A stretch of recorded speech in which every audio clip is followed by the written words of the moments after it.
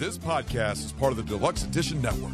To find other great shows on the network, head over to deluxeeditionnetwork.com. That's deluxeeditionnetwork.com. Hold on, stop. Welcome back to the Shit Show 2.0. Okay, boomer. Damn millennials. Wow. Did not know that. Even flirters who are obviously mentally ill. You want to be my wife? Oh, this is gonna go downhill real quick. What is going on, and welcome to Take on the Word with Yours truly, Johnny. and Mike D. We are here in the dungeon. It's been a little bit. It's been a bit. We get busy, and well, I had that wrestling show, so I was working up to that. It was a big build up, but you did a lot of stuff while I was gone. I have stuff I'm working on. We'll just say that. Yep. So before we get started, we're going to talk about the Deluxe Edition Network. So go to deluxeeditionnetwork.com. Check out all the great podcasts on there. Every month they have Spotlight podcasts, and this month it is Metalhead Journeys, and they do heavy metal music and MILF and Me podcast. They covered a lot of different stuff, like pretty much whatever they want to talk about. I'd like to go on there because I could share some of my crazy ass stories of the cesspool, as they quote unquote, the dating world, especially online dating. God, it's fucking... So, podcast of the month, Metalhead Journeys, MILF and Me podcast. Check them out, deluxeeditionnetwork.com. And we have one other thing we need to do before we get started today. Something that I have been looking forward to. You're springing this on me, aren't you? Yes. You yes, I am. fuck. So you can see on the table here, I have a bottle of Jeppson's Malort. And if you don't know what that is, Nobody knows what that is. you know what's funny? This is like a big Chicago thing, and I lived up there, and I've never heard it. I even went to like the downtown gritty, seedy bars. Big where in Chicago? It's a big thing in Chicago. So I'm going to explain this. So we talked about the Deluxe Edition Network. The hobo's tent? the Hobo's tent. One of my favorite podcasts on the network is Barrel Age Flicks and the sister show Barrel Age Chicks. But Ron from Barrel Age Flicks came up for that wrestling show. And I actually did a tasting of this. So this will be the second time I taste it and hopefully be the last. He threw up all over the place. I didn't throw up, but it was... You should see Casey's video. I'll show you Casey's video. Yeah, the can is here. So on their show, they have rules that everybody must follow. So like if someone's phone goes off, they have to do a punishment shot. And their original punishment shot was Jeppson's Malort. Now they spin a wheel, and on that wheel are different things, including drink something yummy, which they get to pick what they want. They have a... If I filled this half up in the shot glass and pissed in the rest of it, that'd be something yummy. Well, you don't know that. You might like it, dude. You actually might like it. Oh, man, the build-up's been great. All I know is I tasted it. I'm going to throw my original tasting video up. But in solidarity with John, I'm going to do a tasting with him right here on this very show. So I want to point out when I fill my glass, I'm only filling it halfway. This is a triple shot in my... And I'm going to fill... Hardly a triple shot. I'm going to fill John's about 3/4 of the way. And that's it. We just got to do it, dude. Well, let's do it. Okay, here we go. Enough jibba jabba. Let's go. I did open this bottle so Nathan could smell it. Ugh. I don't even think I want to smell it.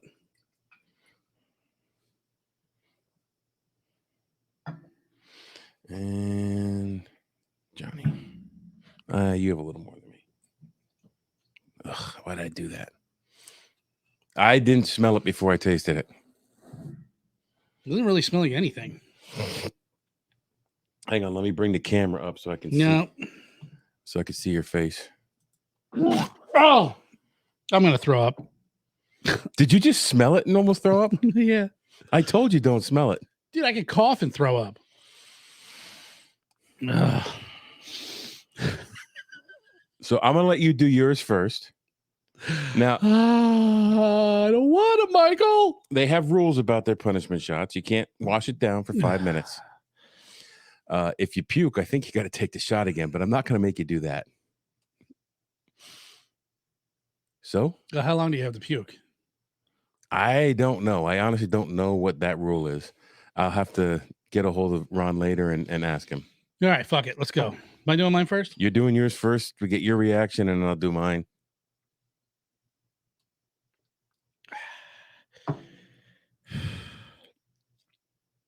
Oh.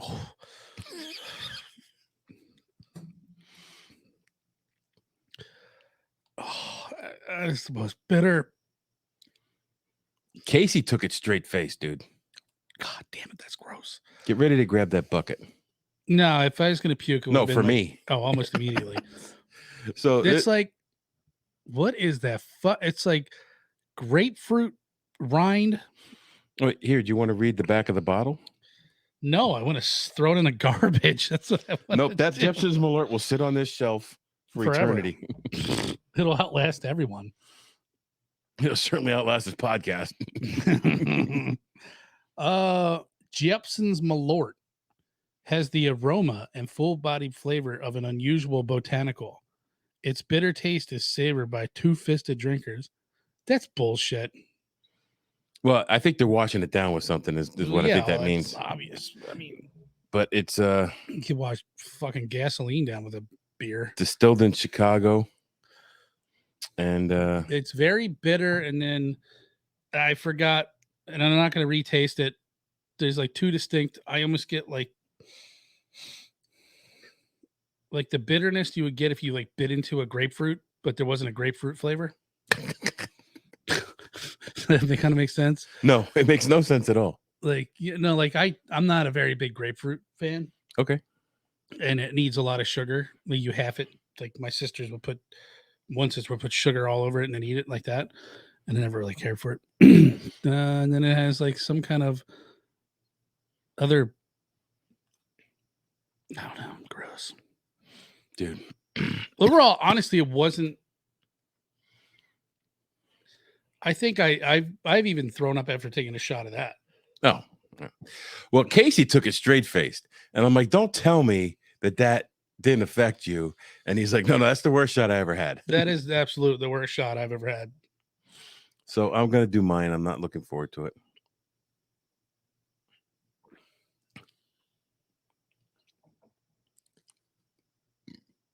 Uh-oh. Uh-oh. Yeah, buddy. I didn't puke yet. Oh my God, I hate that shit. Oh, I thought it was coming up. Almost. You had that like pre-barf cough. Almost. Oh. And I thank God I never have to do it again. Well, we get a hold of that wheel. Well, I told Ron I might steal that and make our own wheel because we were always breaking rules. Dude, that was, I think that was worse than the first time. My freaking eyes are watering. Fucking savored by no one. Did they tell you how they came upon this? They did say it on the show, and it was a while ago, so I don't quite remember.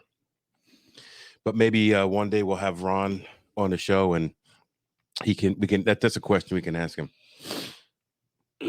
But the thing is, Ron had invited me to be on a show when he does Starship Troopers next year, because that's one of my favorite movies. As cheap and Oh, I love Starship Troopers. It's a great So movie. I said, well, maybe I'll drive down because they're in Virginia. Maybe I'll drive down and sit in. He goes, oh, that'd be fucking awesome. So I'm afraid if I break a rule down there, they're gonna start shoving that in my face. Better be on your best behavior. Oh. At least you're allowed to cuss there. So Jepson's Malort, the most disgusting thing I've ever drank. Well, let's say you think 418. What's that? 413. 418. We can. Yes, 418. 5 minutes. You got to else? wait 5 minutes. Yes. So, and I'm anxiously awaiting chasing that with my beer. Dude, I almost lost it, bro. I know. That was great. I was laughing. I was this close. I held it back because it's embarrassing to begin with. I didn't want to embarrass myself that bad. I have this, I don't like bitter, and it sticks. The taste is still there. See, now mine went away pretty quick. Man, you're just fucking weird. At least I don't like candy corn. So I hate you too. All right, so we'll be right back. We are going to wait the full 5 minutes, and then we are going to wash it down and continue with the show.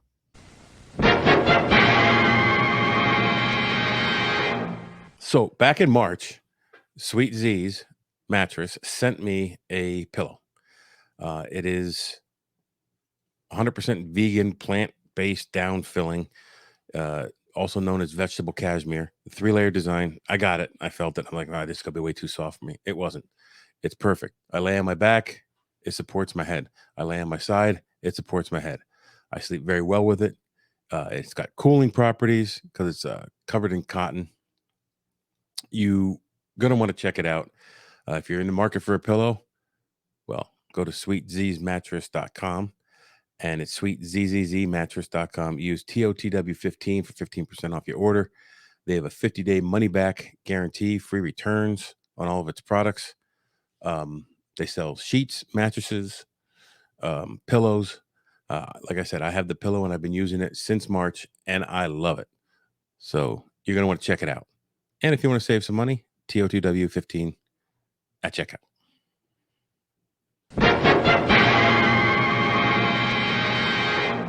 Okay, we're back. So John and I did our Malort, but Deb, the professional broadcaster, has not done her taste. I just gave her a little bit because she's not the drinker that me and John are. I'm not as seasoned. She's not seasoned. I'm a lightweight. Yes, lightweight. So this is your shot of Malort. Do not smell it. And there's the puke bucket. Well, you're lucky the only thing I ate today was pizza. Now, I'm really scared because you guys all talk shit on this. Okay, do it.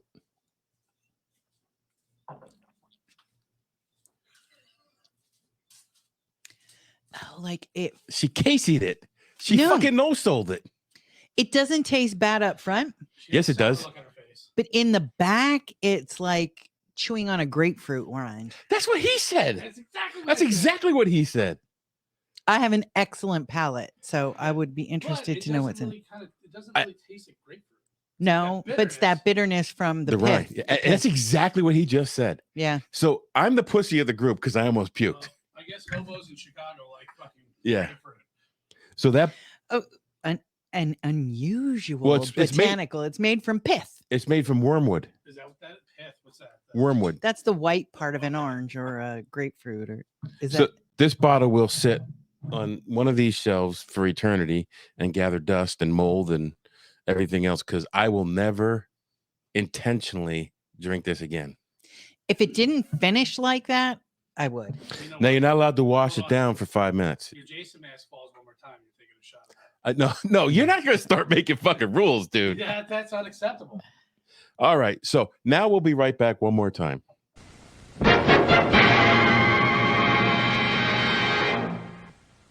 It's called Malort. I'll leave a little bit. Take on the world. He's going to take his first reward. I am not looking forward to this. I'm not even going to smell it. Just take it down.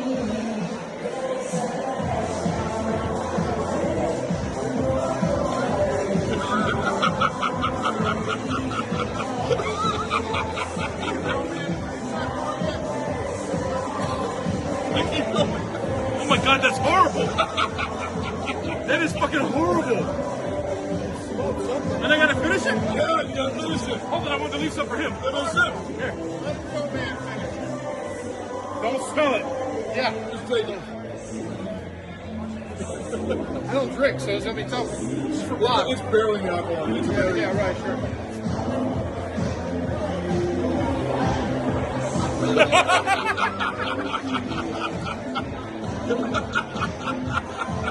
This truly is a punishment. Can I get an ice cube or something? Nothing. You can't wash it down. That's the Bread? I rule. need some bread.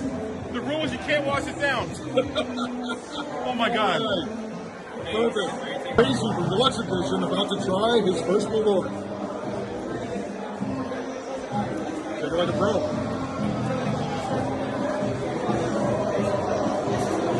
All the way down. No reaction. That it? That's it. That was it. You know what? You've been drinking alcohol the whole time. He's also been smoking bud all day, so his taste buds Stop pretending it sucked. Really? It didn't bother you at all? I mean, it was the worst shot ever, but I gotta look like a fucking man here. Well, you're trying not to get a reaction. Fucking that's why. gross. The worst shot I've ever had in my fucking life.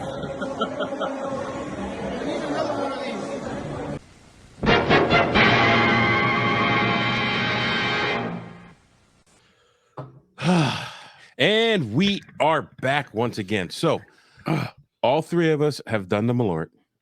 Apparently, I am the weak one of the bunch. You are the weak. You are the weakest link. Goodbye.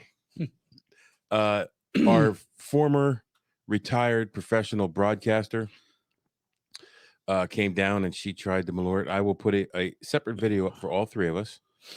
And I will also keep it on this long form. And then we had the same. Yeah, that was amazing that you and Deb had the same exact. I have a pretty good palate for food, and I have a very sensitive nose to, like, I smell things and people are like, what the fuck are you talking about? I'm like, I smell stuff, and I have a pretty good palate, but I will tell you this. I don't eat grapefruit at all. I don't like grapefruit. I can't because I take a statin drug. Yeah. So I never liked it growing up. So, like, it's never been a thing that I've eaten that I can make that comparison. You know, it's funny because it's, well, not, but a friend of mine told me that that was an old weightlifter's trick. Was in the morning you eat grapefruit and a black coffee, and it somehow helps you build muscle. Okay, you say so. It's like a thing from the 80s, I think. I know when I was heavy into working out, magnesium, I take magnesium pills in the morning. Magnesium. And it would help supposedly restore your muscles faster. Magnesium PI. Anyway, yeah, magnesium PI. So on to our topic at hand, which is Theresa Knorr. And I will tell you, when you brought her up to me, I had no freaking idea. Good. I succeeded.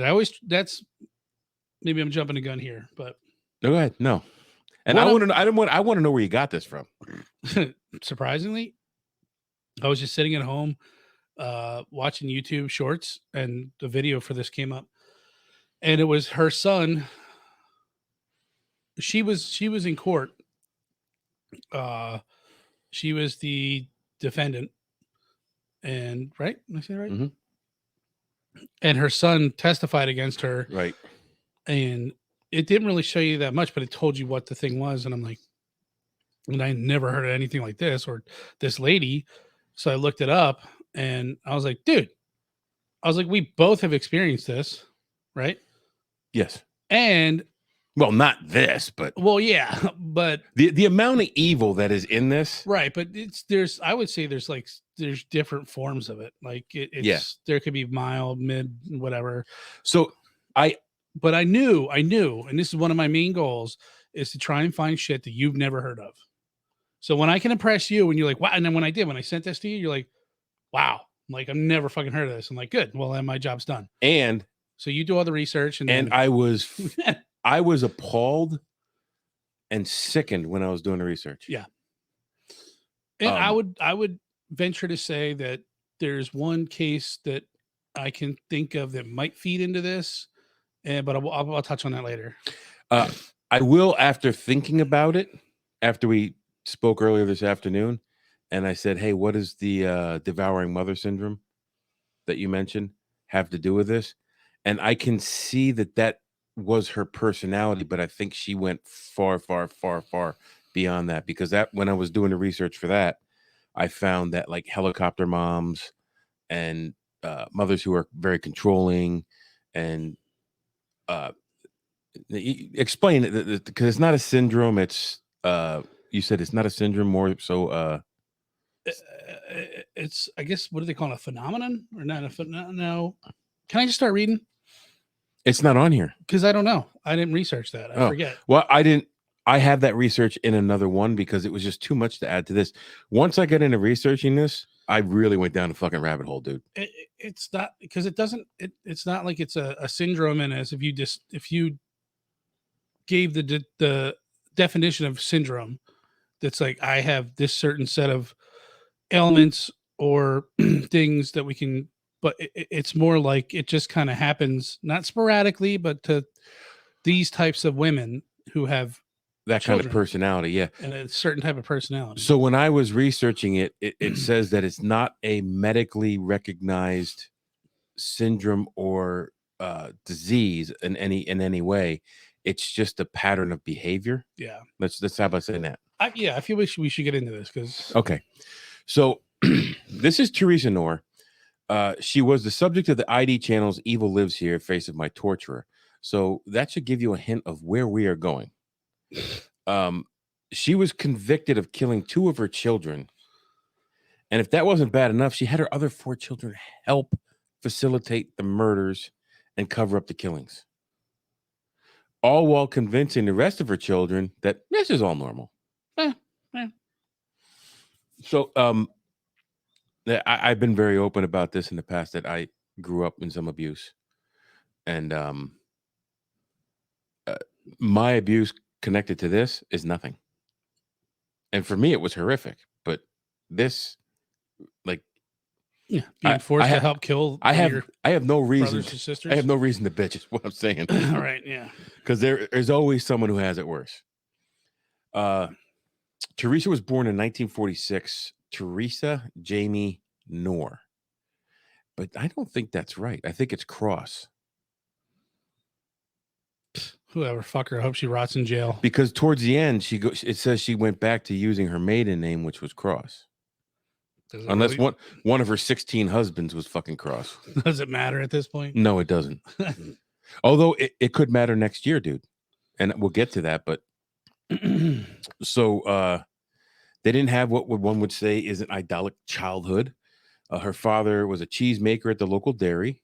So I guess they always had food. He had Parkinson's. And when he had to quit his job, it caused depression. These conditions caused him to take his frustrations out on his family. Theresa was close to her mother, but she died in 1961 of congestive heart failure. So, you have an abusive father. You have a mother who may have tried to protect her, but now is gone. So she's got some history. There's something manifesting there. Yeah. And I don't know if that plays into her mental illness or not, but absolutely. Abso-fucking-lutely. So without mom there, they couldn't keep the family home, so the father had to sell it. A year later, Theresa met Clifford Clyde Sanders. She was 16 and he was 21. They knew each other for a few months and they got married.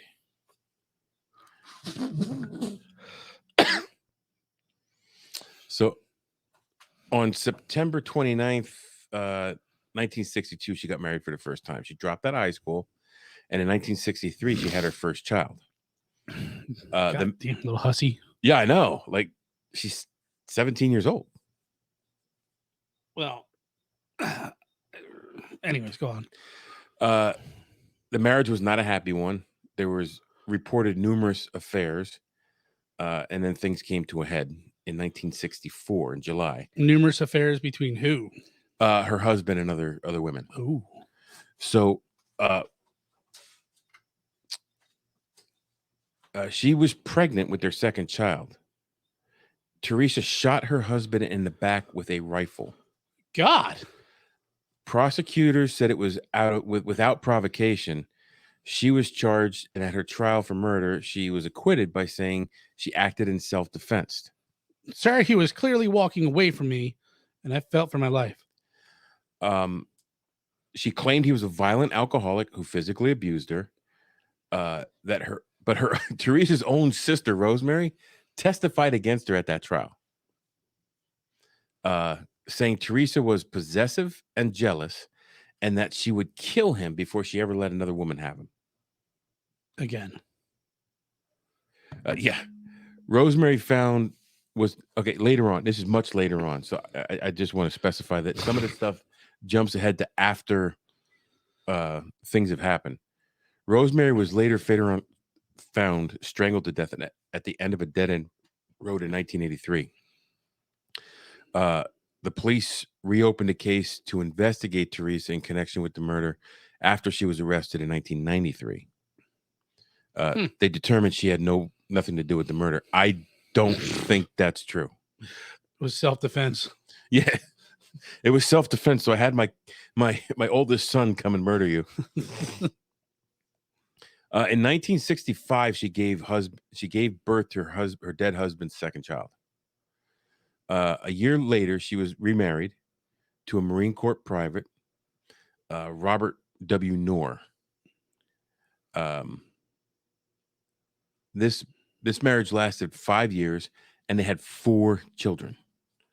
So this would have been her 6th children. Yes, 2 girls, 2 boys. The 2 girls were Susan, who was born in 1966, and Theresa Terry Marie Knorr, born August 5th, 1970. Same day I was born. Really? Yes. Same month? August 5th. I was born August 5th, 1970. Huh. I'm not a woman. And she died. So William was born in 1967 and Robert was born in 1968.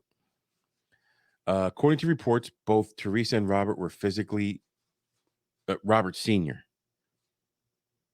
What is that? Oh, the dryer. Is it? Yeah, it's a dryer. Both Theresa and Robert were physically violent towards each other and the children. Robert left her December of 1970 and was granted a divorce in 1971. After the divorce, she refused to let Robert Sr. see his kids, which is a common theme. Mm-hmm. It's rain. Is it? Yes. You can hear it off the Belco doors. Oh, that's what it is. Okay. Yeah.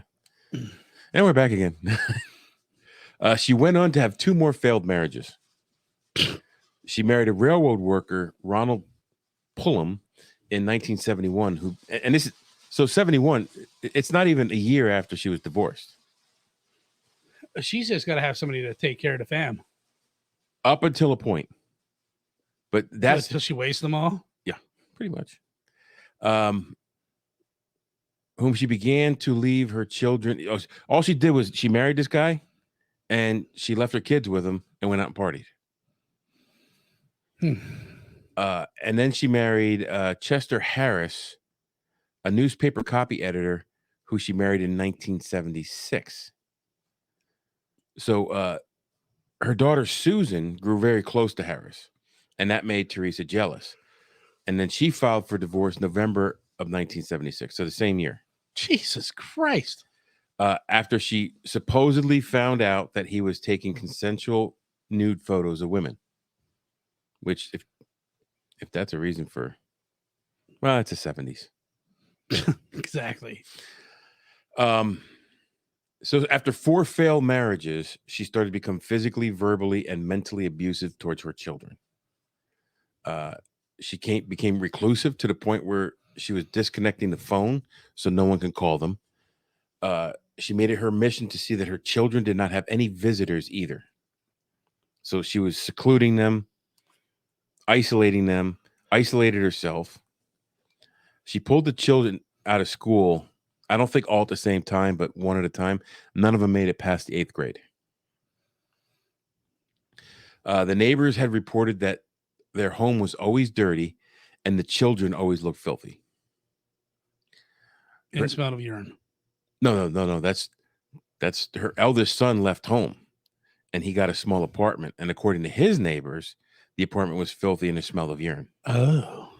So, like, he didn't learn how to clean nothing because she didn't clean nothing. Right. Teresa's neighbors noticed the children were never allowed to go outside and often seemed fearful, nervous, and high-strung. Well, I guess they would if they were kept inside a tiny apartment all the time. Yeah, and just mentally abused by their mother. Mentally and physically. Sorry. Her abuse lasted for years. She tortured her children, including beating them, force feeding them, because she started gaining weight. So she gained weight in a rapid pace, and she blamed the kids for that. So she was force feeding them so that they would gain weight. She would burn them with cigarettes. She threw knives at them. One of the children was hit by a knife. Theresa cleaned the wound, stopped the bleeding, but did not take him for medical care. Well, I mean, at least she cleaned the wound. Yeah. So she would make the other children, they would make the children hold each other down while she beat them with a special beating paddle. She held a pistol to her youngest daughter, Terry's head, and threatened to kill her. So Sheila and Susan took the brunt of the torture. Were those the ones from her most recent marriage, the two youngest ones? I think. See, the first marriage, the two kids, Sherry and Suzanne. Let me see. Her first two kids were. See, I don't have the names of the first two kids. I think Sheila was one of the first two. Susan was born to. I think Susan was the last one. She was the first girl born to the second father. Where is it at? Here we go. Susan was born in 1966. Oh, So she was the firstborn of the second marriage. okay. I thought it was the one that took a liking to the dad, and then she divorced him that same year. So Terry was the youngest. Susan was the third youngest. William and Robert were in the middle. So Sheila was from the first marriage. Yes. And then who was the other kid? William Robert. Who was the other kid? Oh, what had to been? It was a guy. It was a boy. I forget what his name was. It's in here someplace. We'll get to it. So Sheila and Susan took the brunt of the torture. Terry said in an interview that her mother resented Sheila and Susan because they were maturing and blossoming into beautiful young women. And she feared the prospect of losing her looks as she aged. Now, I saw her picture, and I don't see looks. Not to be judgy, but I don't. Well, that's according to her mother. Her mother could have just been Well, I don't know how she got one dude to marry her, much less four. the mother. Mm-hmm. I'm just saying. I'm not being judgy, but I'm being judgy. Without being judgy and being judgy at the same time. Theresa believed that her fourth husband, Chester, had turned Susan into a witch, and the abuse towards her intensified. After one beating, Susan ran away from home and was picked up by the police and placed in psychiatric hospital, where she told the staff about her mother's abuse. Theresa came and said, no, none of that's true. She has mental health issues. They didn't investigate it. I started to lose track of these names. And they released Susan back into her custody. So the two names you need to remember are Susan, Terry, Susan. and Sheila. Susan, Terry, and Sheila. Teresa's the mom. Terry's the youngest. Susan is the third child. Okay. So they did investigate her, gave her back to custody. When they got home, she was immediately punished by a beating while wearing leather gloves, and then forced her siblings to take turns in the assault. So basically, they had a gang. They had a gang jump in because she was a snitch. It's just a few weeks later, Susan was handcuffed under the table for the next 2 years. She was allowed to get up intermittently because she had pressure sores. She was force fed, and if she vomited while she was being force fed, she was forced to eat the vomit. Oh, God. After 2 years of torture under the table, Susan begged to be released. The next morning, on July 16th, 1986, Theresa went on a psychotic rampage, assaulting all of her children. She uncuffed Susan, but handed Terry, the youngest, a gun to point at her and was told to shoot Susan if they moved. So now I don't know exactly what was happening here. If the rampage was me and you both. I don't know if the rampage was over. And what did she do for a living? Hold on, we're gonna get there. Other than beat her kids, she was on unemployment. It's California, dude. They just pay you not to work. So I don't know what was going on in the house, but some of the kids were out in the kitchen making oatmeal. From what I understand, one of them dropped a spoon on the ground, and I guess it was deadly silent. And it's like when the spoon dropped, Terry jumped, shot the gun. It went off. It hit Susan in the chest, and the bullet lodged in her back. So now she's bleeding. Mom chains her back under the table and was pissed off at her because you're getting blood on my carpet. So a couple of days later, Theresa decides, I'm going to nurse her back to health because I'm a good mom. But she just takes her up, puts her in the bathtub until the wound closes up. Like, doesn't really do anything for her. Susan survived the gunshot, but she begged her mother to let her leave. So Theresa eventually said, okay, I'm going to let you leave, but we're taking that bullet out before you go because I don't want no evidence of this shit. So they managed to get the bullet out while Susan passed out from the pain because they didn't give her any fucking anesthetic or nothing. They just fucking dug in for it. That cold-hearted bitch didn't even give her any anesthetic. So she got an infection and then sepsis. Didn't die from that. Well, she didn't die yet. They thought she was dead. That same day, Theresa packed up all Susan's belongings in a trash bag, tied her arms and legs, and duct taped her mouth. Ordered her two sons, Robert and William, to put Susan in the car. They drove her to Shaw Valley, where Robert and William placed her on the side of the road on top of her trash bag containing her belongings. Theresa ordered Robert to douse the bags and Susan with gasoline and set them on fire. My God. Robert thought she was dead, but she was still alive. She was burned alive. Ugh. Her smoldering body was found the next day. Due to the state of the remains, she was unidentifiable and listed as Jane Doe, number 4873/84. She was 17 years old when she was murdered. Jesus Christ. So now Theresa's out of the way. You know, it's a good thing she got that bullet out of her back. I mean, Susan's out of the way. So Theresa becomes the target of all the anger and abuse now.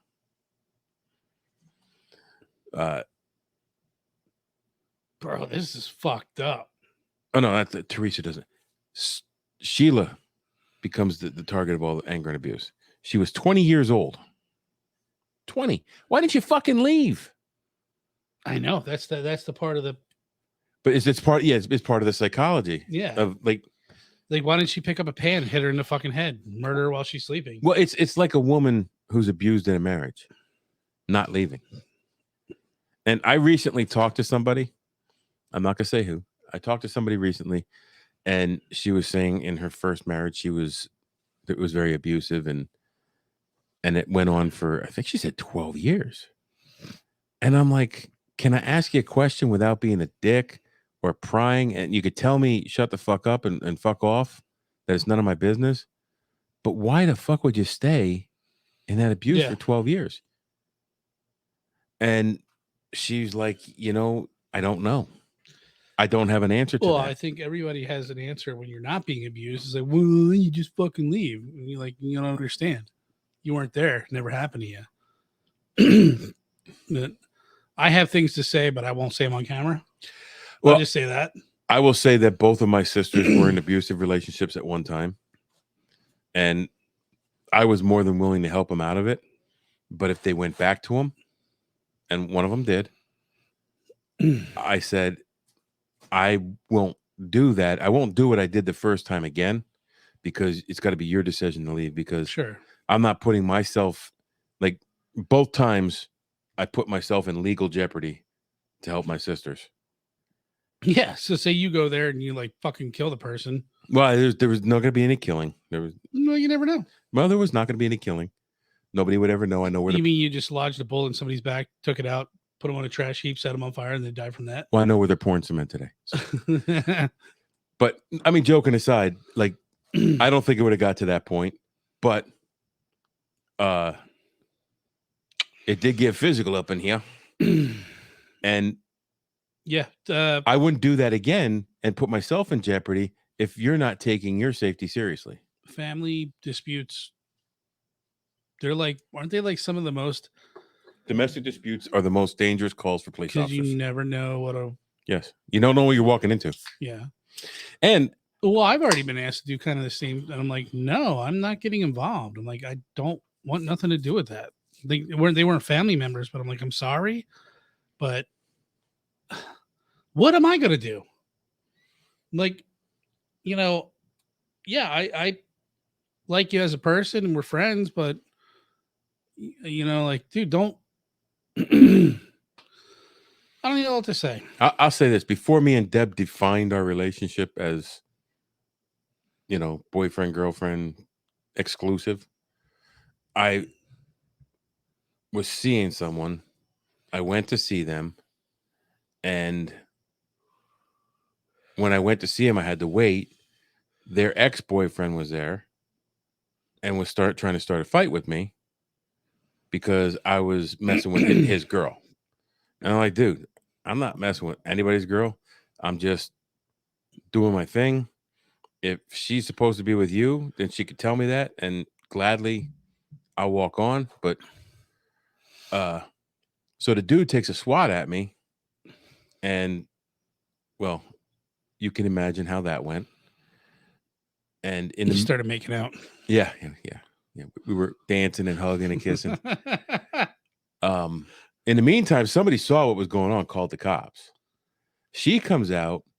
Oh, yeah, I remember you telling me that. As I'm holding him down, and she jumps on my fucking back. Yeah. And scratches me like I'm doing something. And they without even talking it over, they come up with this fucking story that every witness there said, no, that's not what happened. And I'm lucky that the police officer who came was someone I knew. And he didn't let me off the hook. There was no hook to be let off if I didn't do anything wrong. I defended myself. And the minute it was under control, I stopped. So, like, I don't get that mentality in a woman. This dude, well, the reason I went after him then, because he took a swat at me, but he smacked her. He smacked her and put her on the ground. And I'm like, no, that dude, that's not cool. So I gripped him up, and she comes and jumps on my fucking back. Like, dude, he just smacked you. I didn't smack you. Right. Like, I don't get that. Yeah. Yep. I guess it's just best to stay away. So 20-year-old Sheila is forced into prostitution by her mother in May of 1985. Just, amazes me the power that this person could have over her kids. Or I know. Like, it's crazy. Like, every inclination of you wants to be like, dude, just kill her, smother her to sleep, smother her in her sleep, fucking drop a rock on her head while she's sleeping, whatever, set the house Well, ablaze. I will say that's easier said than done. I know that's what I'm saying, but that's what I said. Every inclination of somebody who hasn't been in that situation, Like that's I what had opportunities to confront my abuser in that manner, and I didn't want to become the person that he was trying to make me to be. right. You kind of walked down a different road, and you said, "I'm bigger than that." So Now, with that being said, if you did something to my kid, I think, I think everything's off the table. But I would turn myself in too. Like, you remember that video, that kid guy? Well, I don't know if he killed her, but he raped her, I think. And anyways, he was getting extradited, and the dad was on the payphone. It's in like the late 80s, early 90s. He's on the payphone in the airport, and as they're walking him by, he just turns around and fucking blows his head off. Well, there was a dude right in the courthouse. He jumped over the table and attacked the dude. Yeah, I mean, no, this guy fucking turned around and blew his fucking brains out. Good for him. He got acquitted. He should. But nowadays, I don't think you wouldn't. No, everybody's too sensitive. I don't tell you, I don't care how old my daughter is or how old my son is. If somebody hurts them, the safest place that they can be is in jail. Period. Yeah. That's the safest place to ever be. If I lost my kid to some, no, I'm not one to boast. I'm not a macho man, obviously, but at that point, I don't care. I got nothing else to live for, so I'll gladly spend the rest of my life in jail. That's what I feel the same way. I don't care. And it's not bravado. It's not being macho. This is a fact. Like, my kids are the most important thing in my life, period.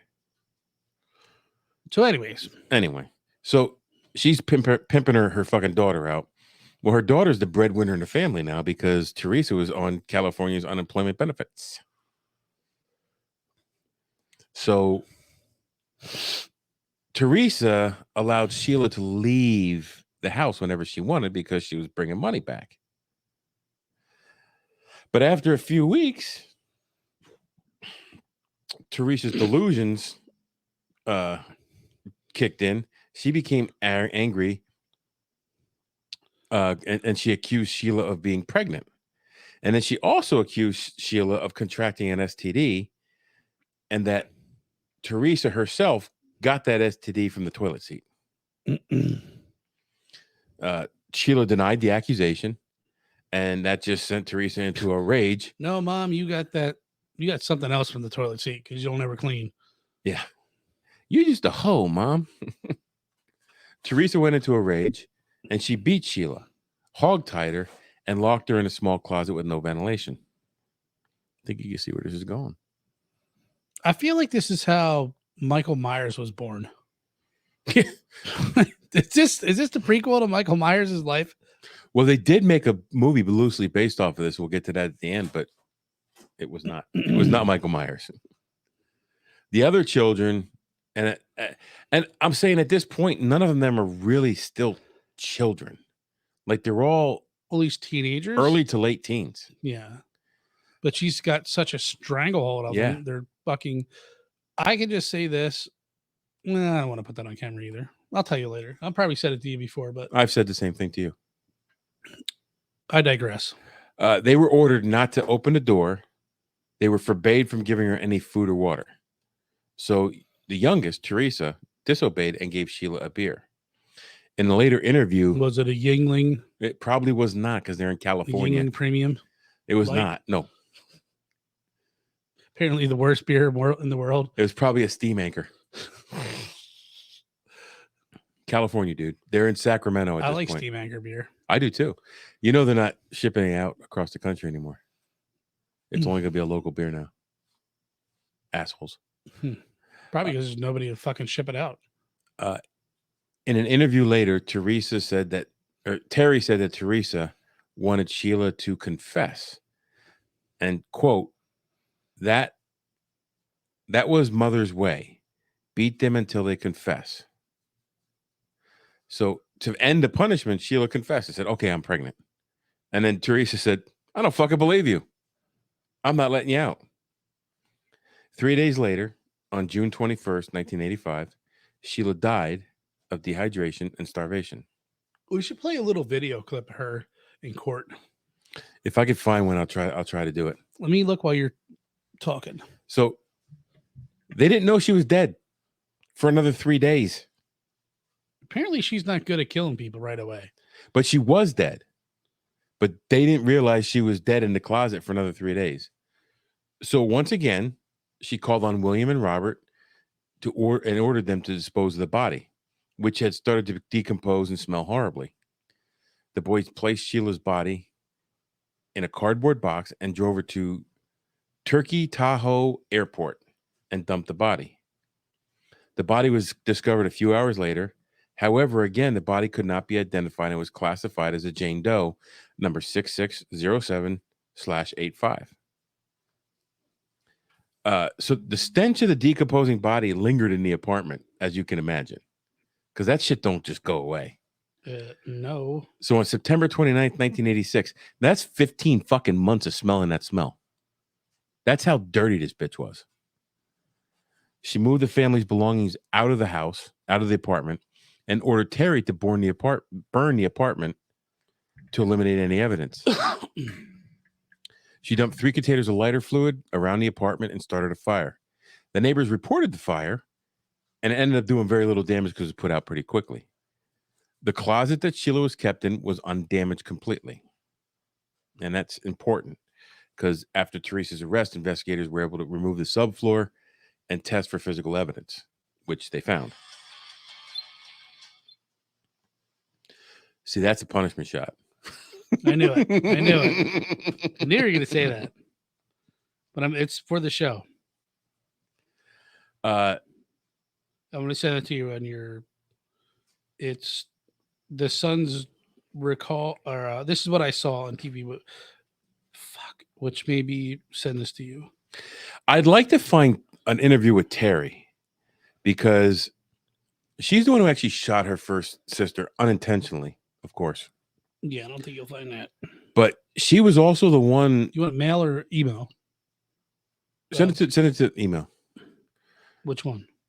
Send it to takeonaworld411@gmail.com.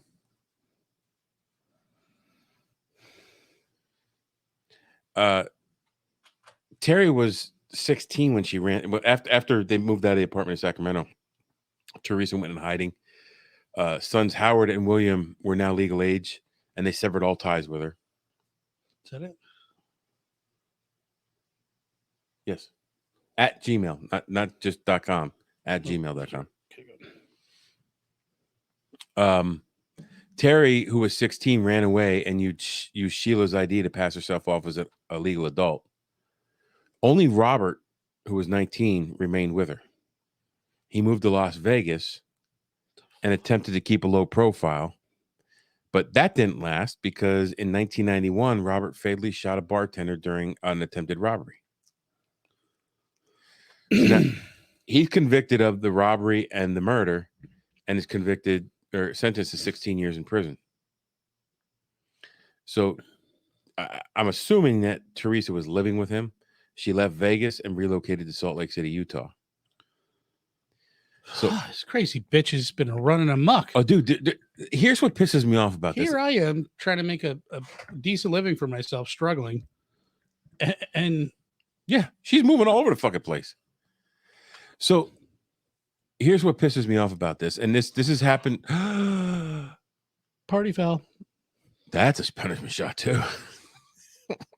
Damn, 2 in a row. Like many of the homicidal assholes who we've covered over the last couple of years doing this podcast, there's so many fucking red flags and warning signs, dude. Yes, there are. I want to start when I do my research, just post next to each bullet point and just post red flag. But is that hindsight or some of it is because we say the same a lot, these like school shooters. You're like, dude, all the red flags are there, but they never ever get fucking caught. So I would say yes, However, 16-year-old Terry runs away. She escaped her mother. She attempted to report the murders to Utah police. They didn't believe her. They dismissed the entire story as fiction. You're just a runaway, you dumb bitch. They sent her to a therapist that you got mental problems. She told the therapist a story. The therapist thought the story was fantasy. I got the cigarette burns to prove it. So in October, and here we have this again. This is the second time now. October 1993, Terry phoned the hotline for America's Most Wanted. And she was told by the staff of America's Most Wanted, contacted detectives in Placer County, California, where Susan's body was found. Those detectives took her seriously, thank God, because nobody else did. And this is that when Susan ran away, she told them at the mental hospital that there was abuse going on, and they laughed at her. So these two detectives took the story seriously. Their investigation linked the two Jane Does found in the area in 1984 and 1985 to the details of Terry's story. William Knorr was arrested on November 4th, 1993 in Woodland, California. Robert Knorr was charged with his sister's murder while serving his 16-year sentence. November 10th, 1993, Theresa Knorr was arrested in her home at Salt Lake City, and she was using her maiden name, Cross. Right. So I think when I put Knorr in the first one, which was completely wrong, it was Cross. I think I was just so used to typing Theresa Knorr. Right. Hang on. Well, the Knorr guy was already out of the picture before all Yes. this crap. Anyways. Yes. All the husbands were out of the picture. While they may have abused the kids in some way, they weren't involved in any of this bullshit. 5 days later, she was charged with 2 counts of murder, 2 counts of conspiracy to commit murder, 2 special circumstances charges, multiple murder, and murder by torture. She originally pled not guilty. However, when she learned that her son Robert had agreed to testify against her in exchange for a lesser sentence, she pled guilty on the condition that they would take death penalty off the table. I don't fucking care. And I think that's the video that I sent you. Yeah, It's that's 3 right. minutes. Yeah. So I think at the end, can we put that up and listen to it? Yeah, maybe I'll put it up right here. And we'll just comment over it because I want to hear it live. Oh, Yeah. you want? Okay, we could do that.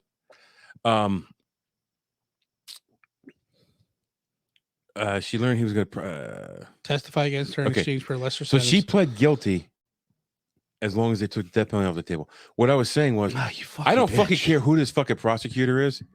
He deserves to get punched in the fucking mouth. There's no way that this woman should skirt the death penalty in any way. I say, okay, plead not guilty, go to trial. You're fucking done, bitch. Yeah. Or, hey, guess what? We lied. Of course, it's California, and it's 1995, and it was shortly thereafter they did away with the death penalty. So maybe this prosecutor knew that, and he was just playing the odds. I don't fucking know, but I hate to second guess police and prosecutors and whatnot, but You holy know, shit.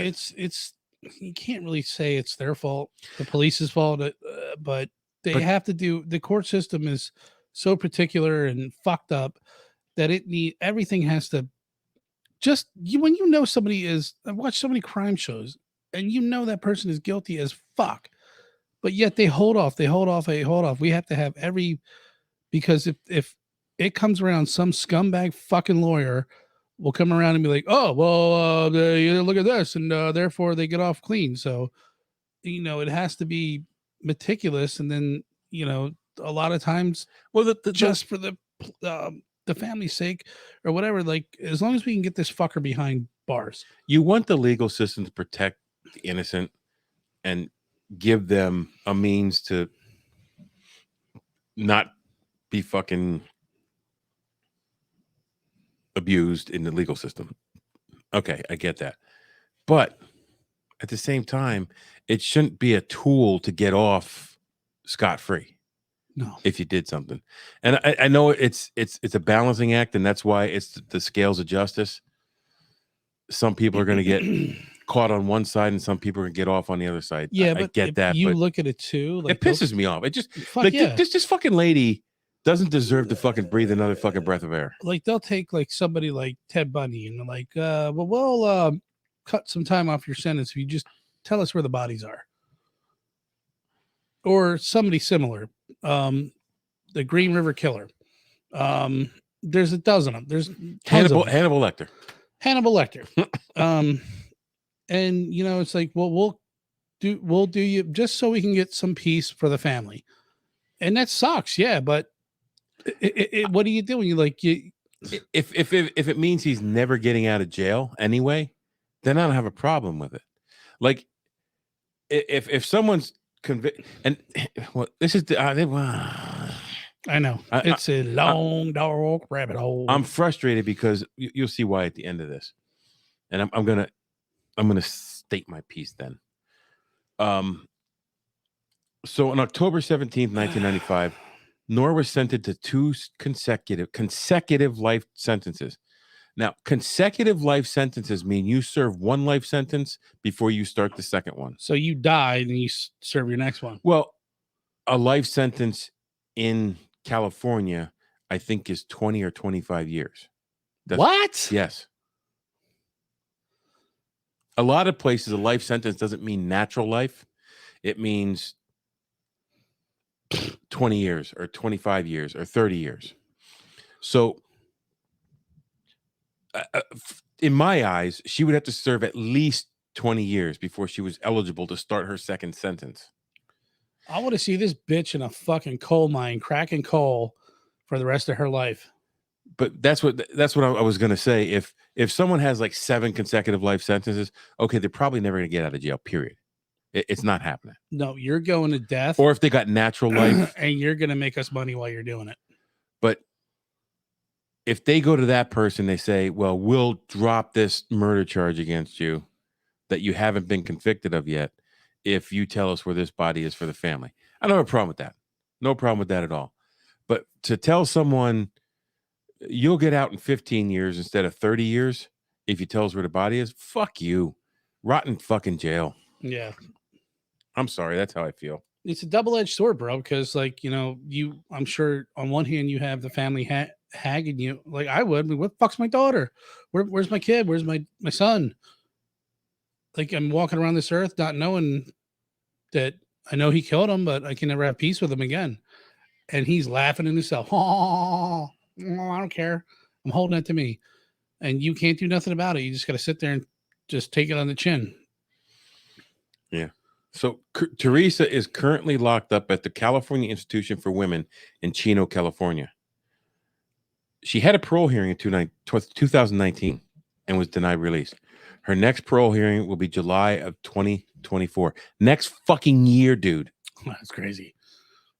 And I just hope they just keep denying her parole. She's a sick fuck who doesn't deserve to breathe, much less walk the street. Well, look at the reform in California. I mean, I know. She might get out. That's what scares me. William was sentenced to probation and ordered to undergo therapy for participating in his sister Susan's murder. All charges except for one were dropped against Robert because he agreed to testify. He was charged with accessory after the fact.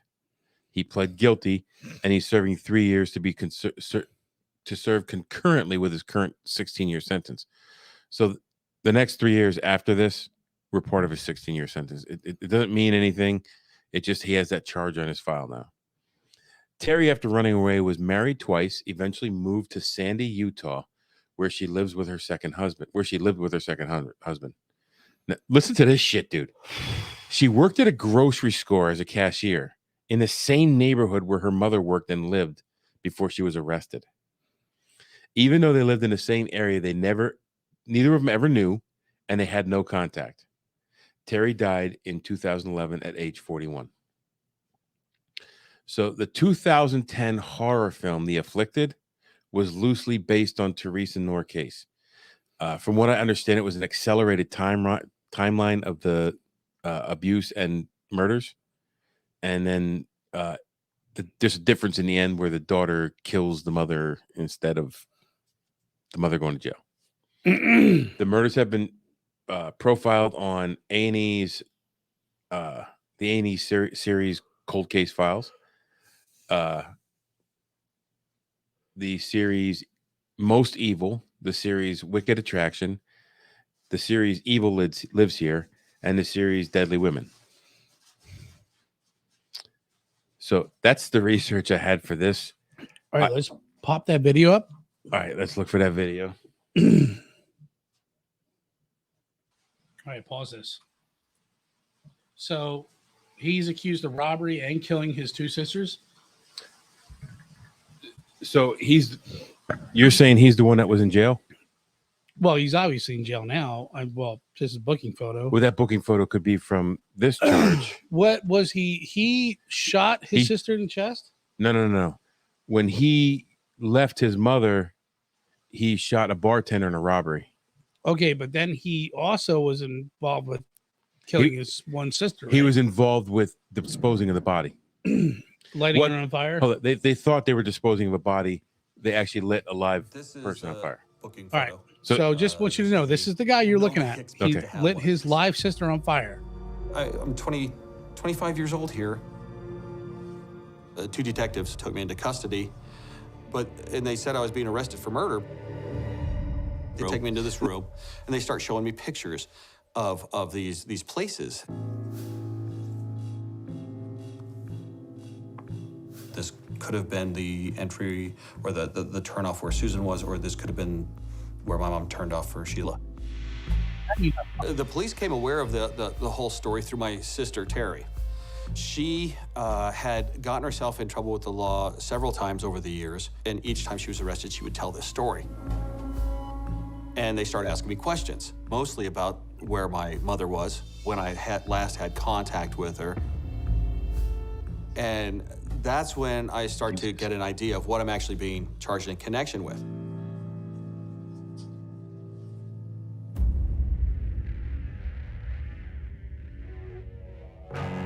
After launching a nationwide search, investigators found Theresa Knorr in Salt Lake City.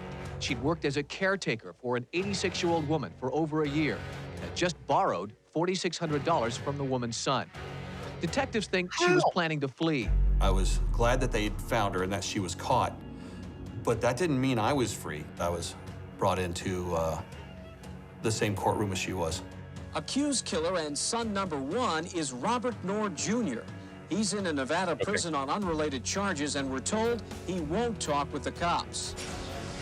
This is alleged co-conspirator and son number two, 26-year-old William Knorr.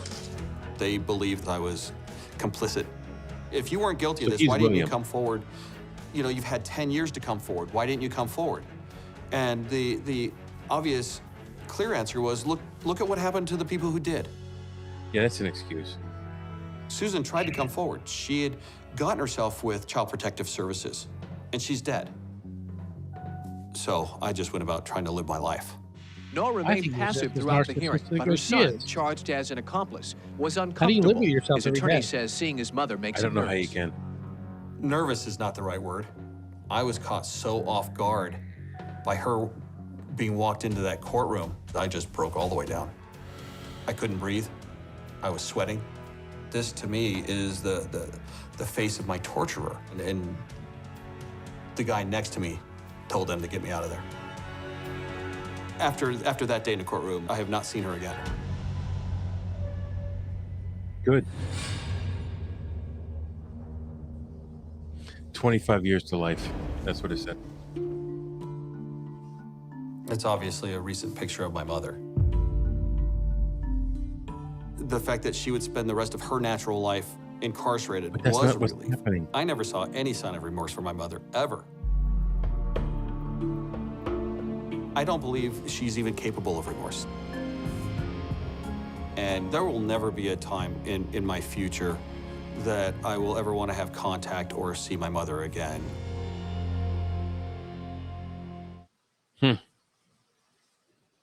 That's crazy, man. Fuck yeah, dude.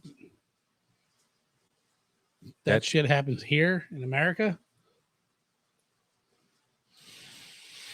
That's crazy. So that's fucking this psychopath, Theresa Knorr. And like I said, You don't get a lot of psychopaths that are women. I think people overlook women in that capacity. They don't think they're capable of it. But you see her stranglehold again, as I said before, over this family of 8.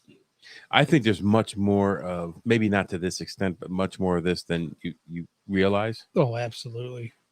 Because women are overlooked in that capacity. Men are the aggressors always. Men are the bad guys. So more dominating. Like I said, I was disturbed by this research. Yeah, it's pretty fucked up, dude. So coming off the COVID bends, man. No. It's like I always got a lot of jokes and a lot of shit to say, but I kind of took a back seat to this one. And well, this one is just like it touches a base for both of us. Yeah, it's a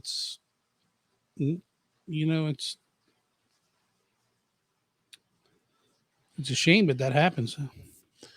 So we took on Theresa Knorr, who I think is one of the most evilest women who has ever lived in my lifetime. And who is up for parole next year. I would, I will send a letter to the parole board because I like writing letters. And if you like writing letters, I would write a letter to the parole board and tell them, do not let this fucking psychopathic bitch out of fucking jail. I'll tell you what, you write a letter, I will second it. You get my petition. We'll just send a big old petition out to California. Anyway, we took this on. You go take on the world and please have a better day than these kids did. This podcast is part of the Deluxe Edition Network. To find other great shows on the network, head over to deluxeeditionnetwork.com. That's deluxeeditionnetwork.com. Hold on, stop. Welcome back to the Shit Show 2.0. Okay, boomer. Damn millennials. Wow. Did not know that. Even flirters who are obviously mentally ill. You want to be my wife? Oh, this is gonna go downhill real quick.